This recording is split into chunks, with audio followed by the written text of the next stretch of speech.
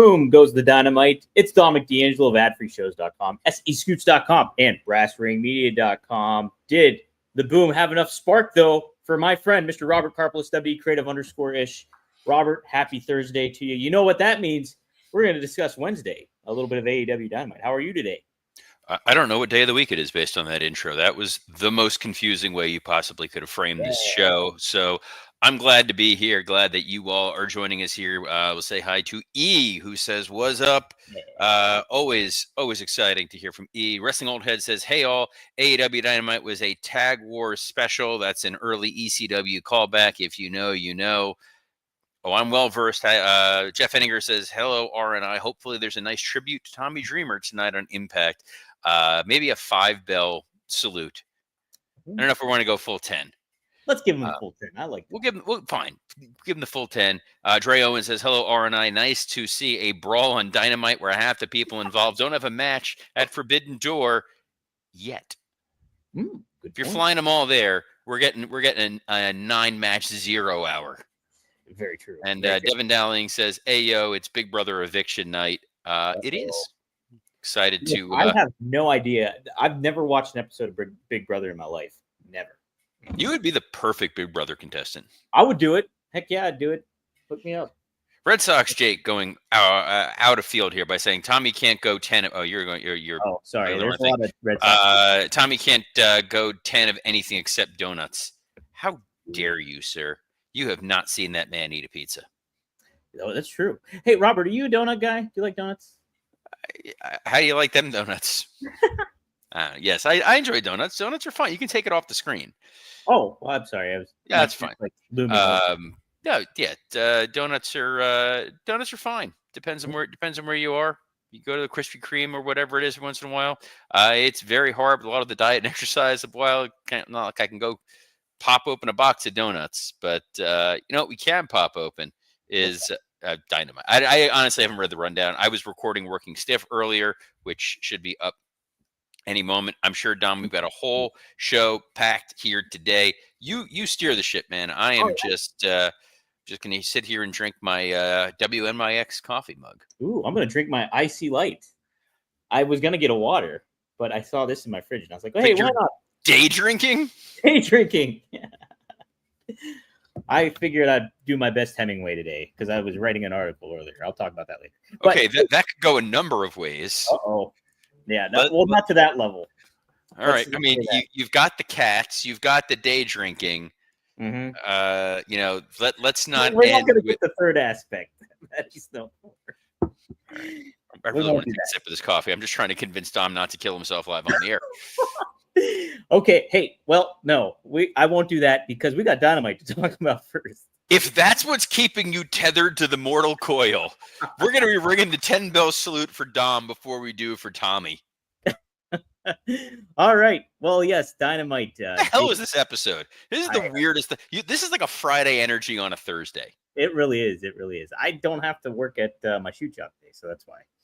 Can you not say shoot job when you just finished talking about what you talked about, dude? I'm begging. Woo! Boy. Begging. All right. Well, yeah.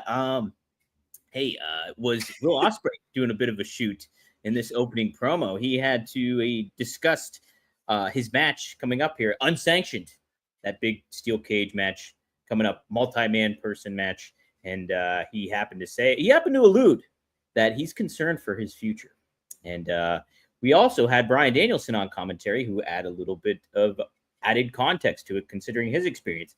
Robert, what did you think of this opening promo by Will Ospreay? Did it kind of dog ear a little bit of concern for you? Nah, this is them playing on the lights out nature of this. I have a feeling, based on the way they've been booking of late, that Ospreay is not 100%. So they needed to kind of mask it, and that's why we're getting this multi-man match at the pay-per-view. And it felt like we were going to be getting some form of a multi-man blood and guts match at All Out. But now we're getting this thing here. It adds to the danger factor of this is an unsanctioned lights-out match. Tony Khan is washing his hands of these ruffians, these rapscallions, and we're going to get this 10-man tag. And we'll talk more about Forbidden Door itself tomorrow. What I really took away from this is I continue to try to figure out why the hell Tony Khan did not go with Will Ospreay as the Oh guy my gosh. Yeah. Moxley. The way that he connects with the audience so effortlessly. He went out there talking about sausage rolls and he had him eating out of the palm of his hand metaphorically. Mhm. And you just go, there's something just so effortless. And very rarely do you get a guy who's just that natural, takes to it like a duck to water when you're out in front of that crowd.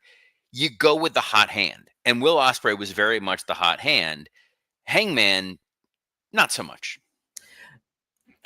Robert, I mean, like, just his ability to, and I've said this before. I'm pretty sure on this show too, how I'm sick and tired, and I understand it. It's an aspect of the business, but everybody reflecting on their severe injuries, the concern of their future, all this kind of stuff. It's the name of the game today, and I think it's a tired trope that's realistic and sobering to a viewer. Will Ospreay talked about that in his promo. And while I felt that disconnect in that kind of aspect of it, you're right. He still was able to convey that in such a great storytelling aspect of things that you don't get that from everybody today. And you consider his in-ring ability and his ability to connect with the crowd like that and have a little fun too at the same time, but be serious in the same tone against John Moxley. It was really great stuff. I look continuously at what, knowing that they were going to the UK, Mm-hmm. having Osprey as your AEW world champion going into this show, you could have done a rematch with Moxley and it would have made sense. You could have still done this same 10-man tag, and I think you would have been okay. It's an odd decision. We'll see how it pans out in the long run.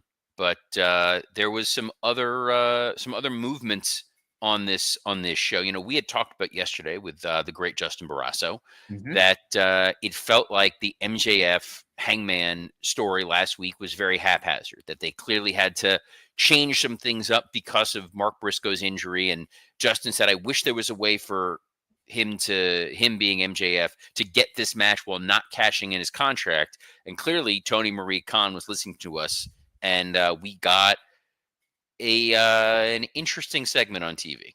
Yes. So Mark Briscoe was in attendance, quote unquote, for this and was seeking MJF and looking to get revenge on him. Well, he got kidnapped by Ricochet in the Gates of Agony. And yes, MJF used him as a bargaining chip with Hangman Page, threatening to light him on fire. And unless Hangman adhered to his stipulations, which included MJF not cashing in his AEW contract that he won for the Casino Royal Gauntlet. Did you buy this, Robert? What do you think? No, I didn't buy it. I get that they were like, well, we got to get to a situation in which we're able to announce the Hangman MJF match a week ago. But we needed to get there in a way where Hangman can still look like he's the hero. And Mark Briscoe seems to be legitimately injured. So they really couldn't do any major physicality with Briscoe. Mm-hmm. We got that moment last week of Max getting outsmarted and being forced to cash in his contract. And then this week found a way to put the toothpaste back in the tube, which is impressive. What I think is challenging for me is the lighting a guy on fire thing doesn't ever pass the straight face test. No. I know that this is existing in its own sort of quasi reality, but even in that, the idea that they're going to light a human being on fire and murder him in exchange for a world title match becomes a little like, what are we doing here? So it does make Hangman look really stupid. You could have accomplished this same task with threatening to hit him in the knee with a crowbar. And then even after Hangman agrees, you still hit him in the knee with a crowbar because you're taking Mark Briscoe out because he is, again, supposedly hurt. You give him fuel for why Briscoe may return. What this feels like you're setting up is a situation in which there's no disqualification, there's no count out. Or sorry, if there's disqualification count out, the title changes hands. So the idea is you're going to get a lot of 9 counts to slow down the pace. And you're probably going to get an enraged Mark Briscoe who's going to come out there and Hangman trying to stop him from accidentally costing him the title. Right. Rob. No, the whole aspect. It's just like, hey, we're going to light this guy on fire. It really escapes that suspension of disbelief. And I don't subscribe to it. I don't subscribe to Tony making these matches where there are $100,000 on the line, or people are going to get fined six figures if they lay hands on one another. It's just this disconnect of, I don't know, wrestling fandom that I don't necessarily sink my teeth into. It seemed like a really, hey, what can we do to make this feel like a really, really big deal, that we give MJF his contract rights back? And it does not work. And they should have done a better job at it. Also, if MJF did murder Mark Briscoe, would he still get the title match? Probably I don't know not. the laws. I don't know the laws in Scotland. Right? Probably not. Let's just say that. Yeah. I don't know. Did this just accentuate more of a point that they made a pivot and then they pivoted again, or was this? Well, I think that it feels like where they're going with all this is they know that it is too soon to put the title on MJF. Mm-hmm. They just put the title on Hangman. They can't cut his water off quickly. But if Max cashes in his Casino Gauntlet contract and fails, in order for him to get another shot at the title, he'd have to beat a bunch of guys and earn it, which is not a heel way. Mm-hmm. And Right. unless he finds another con to get, no pun intended, to get a shot at the AEW world title, it's not going to happen for quite a while. And they've learned when Max is not in the main event, the show does tend to suffer. So you needed a way for Max to get a shot at the title where he's probably not going to be successful, but he still has that contract that he can cash in at some point in time. And it felt like another booking decision that happened on this show revealed that they are trying to give themselves options in the long term. And that is, and this is spectacular, hey, let's do a tournament without a finish. Yeah, Robert. I don't know. It's a head scratching kind of thing for them to be doing this and build to this pay per view. I don't know. We had. Well, did you want to talk about that? Touch upon that. That's why how do you think this show operates, Dom? I'm begging. We say something, it leads to the next piece of the conversation. It's all interconnected. It's all there. It all makes, unlike a lot of AEW booking, it all, the drinking, that's what's going to make this better. That's what's going to make you a sharper producer paying attention. Anyway, the point of the fact of the matter is we had FTR versus Bandito and Brody King as the finals for this AEW tag team tournament. And by the way, on this week's episode of Working Stiff, Scott Chaplin does his best Robert impression of trying to justify the booking of why this all makes sense. Oh no. All right. It's chef's kiss. That alone is worth checking it out wherever you get your audio podcasts. I am a Spotify man myself, but that's beside the point. It's neither hide nor hair. Anyway, we talked about it yesterday that Bandito and Brody King have really found something in this group. So you don't want to not go with them. But at the same time, you didn't put FTR on the last pay-per-view. You kind of need to put them on this pay-per-view. And this, with a triple threat, gives you a great opportunity to take the tag titles off of the Hurt Syndicate without pinning the Hurt Syndicate and thus upsetting MVP. Yeah. So that also frees up Bobby Lashley to go after Hangman Adam Page while MJF still has this contract. Right. And that's the only thing that I liked about this. I thought the match was amazing. I thought they should have closed the show with this thing. And it was because the stakes felt very, very high. And Brody King, Bandito, they all did a great job at building that suspense and anticipation for it. I ultimately don't like it being a draw finish, but if it kind of protects the Hurt Syndicate, ultimately, I guess I'm okay with it. But this was a fun match. I thought it should have main evented the show because it felt like a big deal. Fun match. Probably should have main evented. I did feel bad for Brody for bleeding so early in this match. Yeah. It's like, it's one of those, if you know situations where bleeding in a match, getting the blood in your eye, it stings, it's annoying, it's mixing with sweat, it makes focusing a lot more difficult, it makes performing really, really challenging. And guys, if you're worried about blood flow and performance, oh boy, can we talk to you about our friends at Blue Chew? I was not meaning to go there, but this is where we wound up.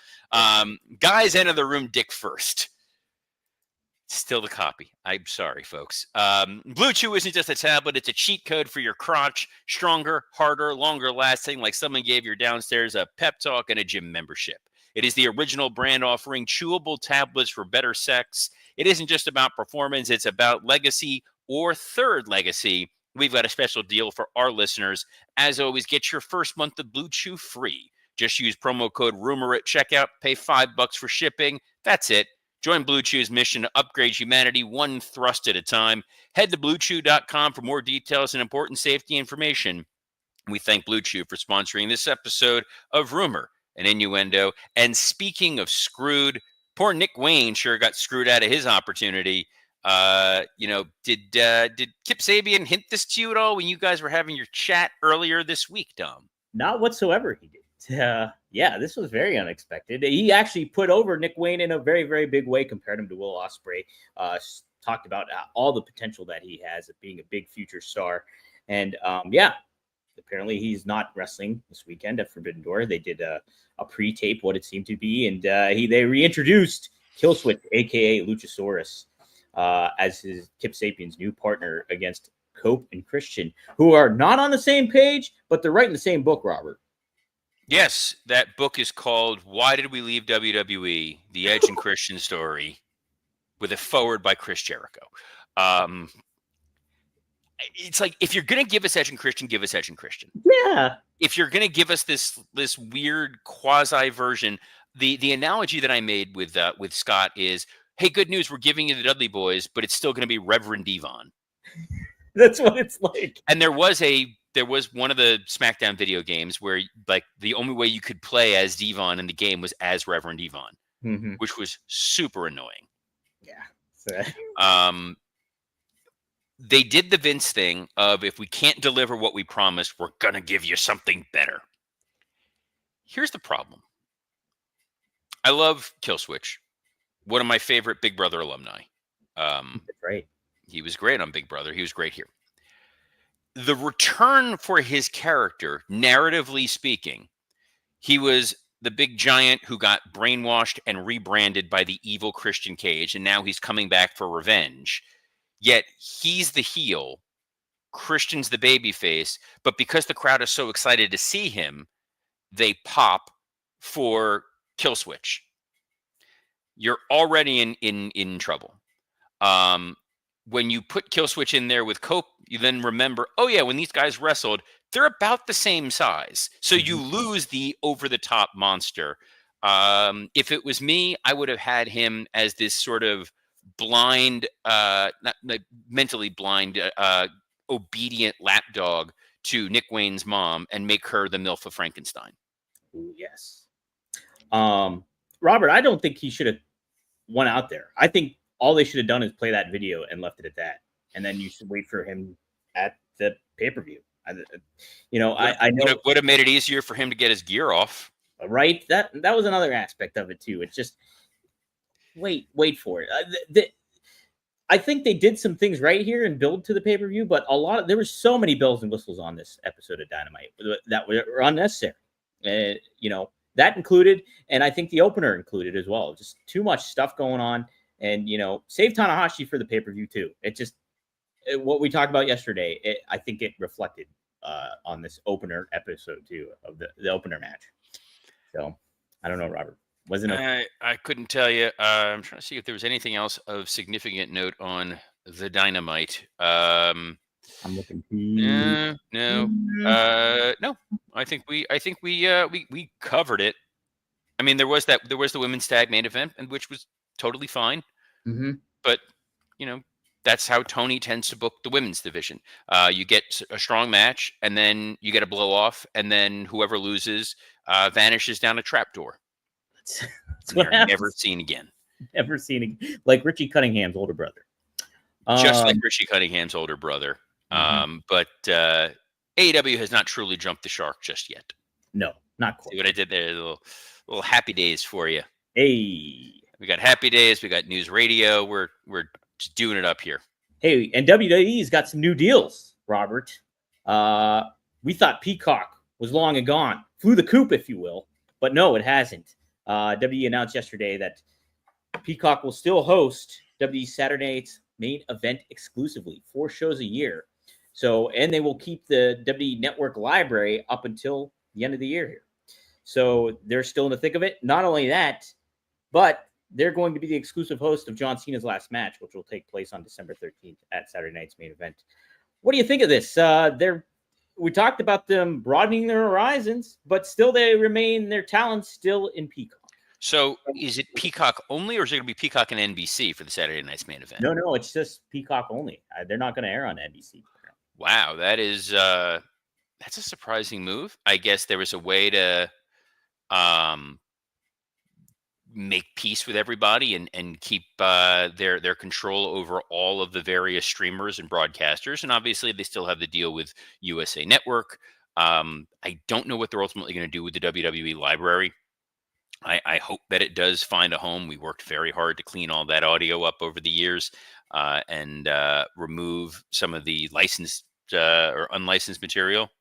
Gee whiz. That's my favorite aspect of the unlicensed material is my favorite aspect of some of that footage. But yes, no, hopefully they do. Robert, let's break down a little bit of what the deals are that if this is crazy. Thanks to SC Scoop for breaking this down, actually. So they're on ESPN Unlimited, all main roster premium live events starting September 2025. Then Peacock will be the host to Saturday night's main event 4 times a year, WWE Network Library through 2025, and NXT premium live events through March of 2026. So that's another thing that Peacock will be hosting. The Netflix, it has Raw starting January 2025, obviously, plus the international WWE content. USA Network has SmackDown, and then CW has the weekly NXT program. That really speaks to what you've been echoing about them being all across the board and having that broad reach. It's a wild thing to think about. What a tangled web they weave, but a beneficial one. It's really bizarre. It's definitely strange that they're spread out the way they are right now. When we thought there was a clear path forward of what they were going to be doing once the Peacock deal ended, but now it's like everyone's just sort of a little bit pregnant. But the thing is as a wrestling fan, we know the pain of trying to find the content in every way imaginable. It was that you used to you'd have Raw on USA Network, SmackDown would be on 6 different channels. There would be a syndicated program that sometimes was on a local UHF station. You'd have Velocity airing on TNN, and then Sunday Night Heat was on MTV. You're used to just you roam around, and wrestling fans find content. It's like wrestling is a stalking horse, and it brings you to different platforms and different places. The WrestlePalooza event that's taking place in September on ESPN is a really smart launching pad to some extent, because it's in Indianapolis, Indiana, where game day is going to be. College game day is going to be there. So you're going to have Pat McAfee there. You're going to be right down the road for the Indiana-Illinois game. Mm-hmm. You have a chance to probably bring John Cena on as your guest celebrity picker. Maybe Brock Lesnar shows up. They have some physicality to lead to tune into our program tonight. The only thing I don't love about it, and I gone into this before, is you're doing it up against an AEW show. And if I'm WWE, I would want the biggest audience possible tuning in for our inaugural broadcast. Yeah, it's a great point. From how it lines up, they might, AEW will take place maybe a little bit later on after their show airs, right? So I think they should be okay, unless I'm mistaken on that. It's just so much programming to kind of keep track of. It's a lot of programming, but that's why you guys have us, and you have us here every Monday through Friday at noon Eastern on, dare I say, plethora of platforms. Plethora. Yeah. Wait, you're bald? Did you know that? Of course I knew that. What if I grew hair again? Like if I did Hims or something like that? Or they're not a sponsor this week, Dom. They never have been. Hims hasn't sponsored our show? No, Hims has never sponsored us. To hell with them. To hell with thems. Unless you can grow my hair back. Maybe not then. Man, if they can do that, they can do anything. But you know what we can do is we can bring you quality content here every Monday through Friday at noon Eastern on a plethora of platforms, including the WWE Creative_ISH X account, the @Dominic D'Angelo X account, the @SE Scoops X account, and on YouTube on Rumor and Innuendo and ad-free shows. You can also catch my podcast that Dom is our fantastic producer on, Working Stiff, which should be posted and uploaded any minute now with myself and Scott Chaplin We talk all about the exciting world of Forbidden Door. We go back a little bit and talk about AAA. And yeah, it's a good time. It's always a good time to be here. So, on behalf of the man who apparently is bald, Dominic D'Angelo, I'm Robert Karpolis. Best of luck in your future endeavors. I'm like the old man in the sea, right? Hey, everybody. See you tomorrow. Bang.